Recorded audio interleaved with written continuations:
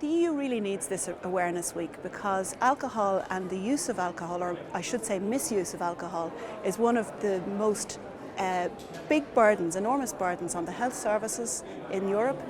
It costs us in the region of €1.55 billion a year to deal with the health problems that are created by alcohol. That's before we even start to talk about the sociological problems, the levels of unemployment that are caused by alcohol, and of course the levels of disease. It's one of the largest causes of non-communicable diseases in Europe. It's an underlying factor, it's one of the 4 key underlying factors for things like cardiovascular disease, stroke, cancer, liver disease. So tackling alcohol dependence and misuse is a really high priority, I think. The European Month of the Brain, in May 2013, is a really important month for us in terms of health research. We've recognised that neurological and brain diseases and disorders are among the biggest challenges for Europe in terms of our health systems.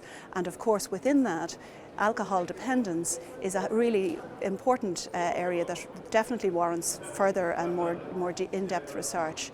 To date we have spent €1.9 billion during the course of frameworks programs 6 and 7 on brain research, and within that we've invested a lot of money in looking at both the sociological impacts of alcohol-related diseases, but also the economic impacts, and of course the biomedical ways that we can tackle the problems caused by alcohol dependence and misuse. There are some really important gaps, and as we increase our research initiatives in this area, we discover where those gaps lie.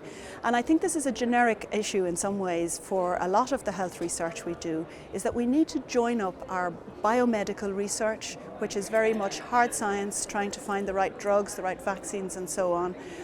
We need to join that up with sociological research, with economic research, with behavioural research. So, for example, there's a lot of stigma around brain-related diseases, and that includes alcohol-related diseases and disorders.